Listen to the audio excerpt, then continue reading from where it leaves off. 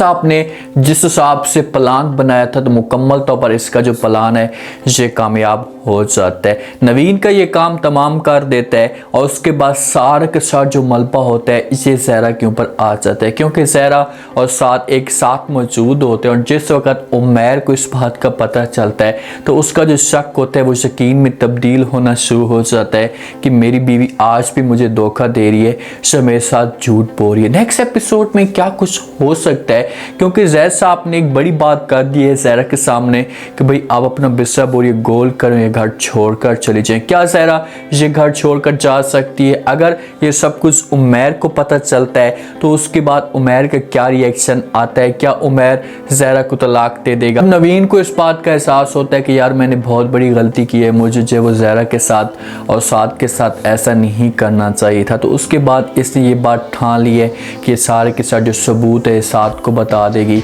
ज़हरा को बता देगी। इसी वजह से इनके साथ मुलाकात की जगह फाइनल होती है। लेकिन ज़ैद साहब को जब इस बात का पता चलता है तो उसका जो एक मकसद होता है उसे नज़र आ रहा होता है कि यार ये मेरा मकसद नाकाम हो जाएगा अगर नवीन इन लोगों तक पहुंचती है। तो इसी वजह से वो किसी को पैसे देकर नवीन का काम तमाम करवा देता है। सामने नवीन खड़ी होती है, दूसरी तरफ जब वो ज़हरा और साथ वाले खड़े होते हैं। नवीन का जिस वक्त एक्सीडेंट होता है तो ज़हरा और साथ भागते हैं और इसे लेकर जाते हैं हॉस्पिटल में। और जिस वक्त वहाँ पर लेकर जाते हैं तो अब हालत ऐसी बनी होती नवीन की कि पुलिस को आगाह करना लाजमी बनता था। ये पुलिस को आगाह करते हैं, पुलिस भी वहाँ पर पहुँच जाती है। पुलिस जिस वक्त पहुंचती है तो ज़हरा और साद को देखती हैं तो इनसे पूछने की कोशिश करते हैं कि भाई आप लोग कहाँ से आए हैं या आप लोगों का आपस में क्या ताल्लुक़ है। तो साद बड़ा अपसेट हो जाता है, बड़ा परेशान हो जाता है और वो ज़हरा को कहते हैं कि आप ऐसा करें कि आप कॉल करें उमैर को, उसे यहाँ पर बुला लें। इतनी जान पहचान नहीं होती तो उमैर वालों की जान पहचान होती है। इसी वजह से साद कहता है, आगे से ज़हरा इनकार कर देती है साद को। वो उसे कहती है कि मैं ऐसा नहीं कर सकती, अगर मैंने ऐसा कुछ किया। अब देखेंगे ज़हरा इसके सामने खुलकर बात तो नहीं करती, लेकिन वो साद को बार बार कहती है कि मैं उमैर को कॉल नहीं कर सकती। अगर उमैर को मैंने कॉल की तो वो यहाँ पर आएगा और उसने और कोई भी बात नहीं करनी, सिर्फ और सिर्फ हमारे ऊपर शक करना है। और जिस वक्त शक करेगा तो और भी ज़्यादा मसला खड़ा हो जाएगा। तो पुलिस वाले शक पे मुब्तला हो जाते हैं। हो सकता है कि पुलिस वाले इनके ऊपर गेम डालने की कोशिश करें कि आप लोगों की वजह से सब कुछ हुआ है। इसी वजह से मजबूर होकर उमैर को कॉल कर सकते हैं या पुलिस खुद जो है वो इंफॉर्मेशन दे सकती है उमैर को। उमैर जिस वक्त आता है, आकर देखते हैं इन दोनों को तो गुस्से से आग बगोला हो जाता है। उसके दिमाग के अंदर जो है वो और तरह की बातें आना शुरू हो जाती हैं। यार देखें, मैं जिस हिसाब से इसे मना करने की कोशिश करता हूँ, जितना ऐसे मना करता हूँ जैसे उतना उसके साथ राब्ते में रहती है या उतना उसके करीब हो जाती है। ज़हरा को गाड़ी के अंदर बैठाता है, बातें करना शुरू कर देता है। ज़हरा के ऊपर उससे कहते हैं कि भाई आज तूने मेरा मुंह काला करवा दिया।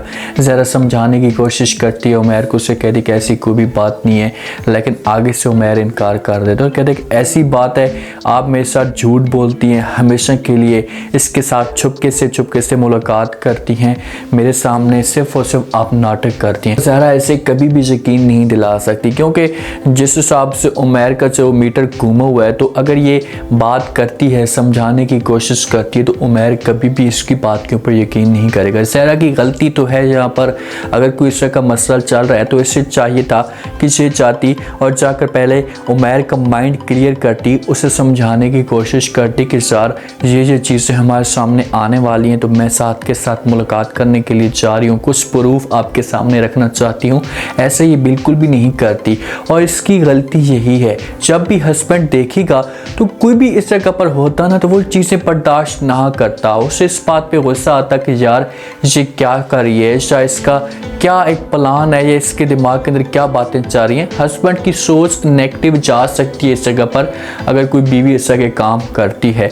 ये दोनों घर चले जाते हैं। ज़ैद साहब को भी इस बात का पता चल जाता है। हो सकता है कि उमैर साहब जो वो घर में जाकर शोर मचा तो ज़ैद आता है और आकर ज़हरा के पास बात करता है। इससे कहता है कि भाई मैं तुम्हें इतने पैसे दूंगा, तुम जितने भी पैसे मांगती हो उससे ज़्यादा आपको पैसे दूंगा, जितने पैसे आपको दे दूंगा कि आपकी जो वो उस इंसान के साथ, उस लड़के के साथ ज़िंदगी सुकून से गुजर सकती है।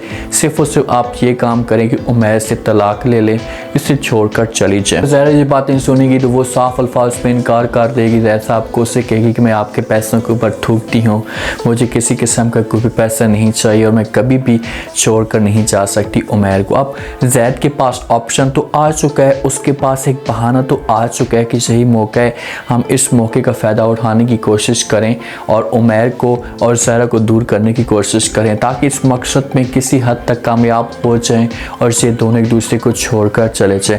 ज़हरा तो छोड़कर नहीं जाना चाहती, लेकिन आगे से उमैर उसे इस हिसाब से मजबूर कर रहा है, इस हिसाब से उसके ऊपर प्रेशर डालने की कोशिश कर रहा है कि बेचारी एक मुश्किल में फंसती जा रही है। ये जाता है ज़ोया के पास उमैर, तो ज़ोया के साथ बातें करता और कहता है कि ये मेरी बीवी नहीं है, ये मेरी माँ की तरह मेरे साथ रिएक्ट करती है।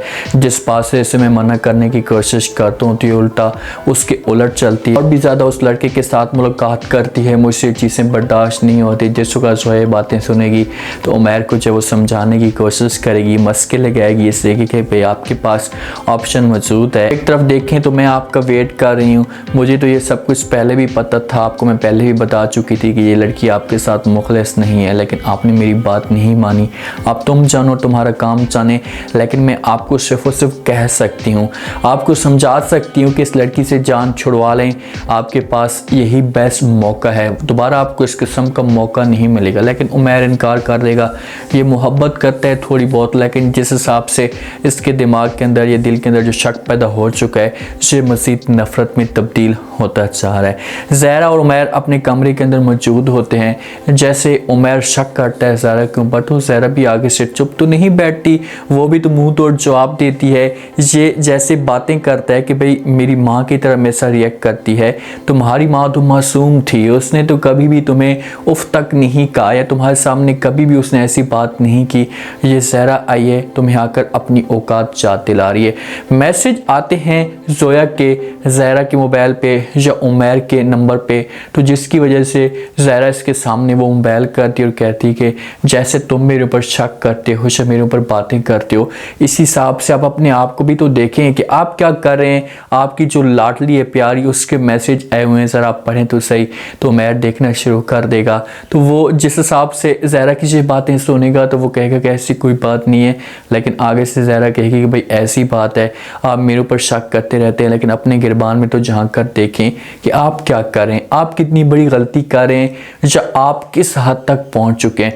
जब इन दोनों के बीच में ये गलतियां चलती रहेंगी, ये इख्तलाफात चलते रहेंगे, तो कभी भी ये मामलात तय नहीं हो पाएंगे और ये किसी हद तक इतने बढ़ जाएंगे कि ये दोनों एक दूसरे के मुकम्मल तौर पर इख्तलाफात करना शुरू कर देंगे, एक दूसरे की शक्ल भी नहीं देखेंगे। टेबल पे बैठे होते हैं, ज़ैद मौजूद होता है, ज़हरा और जो उमैर की माँ होती है वो आते हैं। तो ज़ैद साहब गुस्सा करता है ज़हरा के ऊपर, उससे कहता है कि भाई मैंने आपको कहा था कि आप यहाँ से चली जाएं, होला ले लें, आपको कितनी दफ़ा मैंने कहा निकल जाओ यहाँ से। तो ज़हरा कहती कि मुझे भी यहाँ पर रहने का कोई भी शौक़ नहीं है।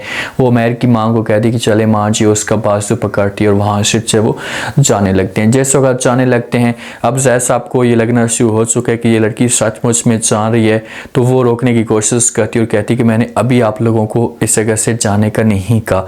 वो किसी तरीके से बिठा सकता है या आवाज़ें देता है, लेकिन ज़हरा भी इतनी ज़िद्दी है कि वो कहाँ से बातें सुनती है और वहाँ से वो चली जाती है। अब ज़ैद साहब इस मामले पे बड़ा परेशान है, वो चाहता है कि ख़ुद उमैर इसे तलाक दे दे, उमैर तलाक नहीं देना चाहता।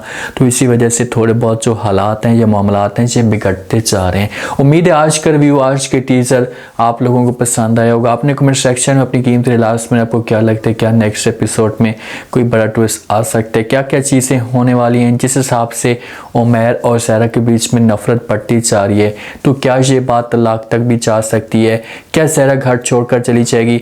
ये जा तो नहीं सकती क्योंकि इसे फ़िलहाल माँ रोकने की कोशिश करेगी और कहेगी कि आप ऐसा मत करें, मैं उमैर आता है तो उसके साथ बात करती हूँ, आप इतनी बड़ी गलती ना करें। तो इसी तरीके से ये ज़हरा को ठंडा कर सकती है, लेकिन कहाँ तक, ये किस हद तक कर सकती है? जब इन दोनों के बीच में खुद मामला ठीक नहीं होंगे तो कोई भी तीसरा बंदा आकर इनको ठीक नहीं कर सकता। आप लोग इस बारे में क्या कहते हैं? अपना फीडबैक लास्ट में दें। शुक्रिया।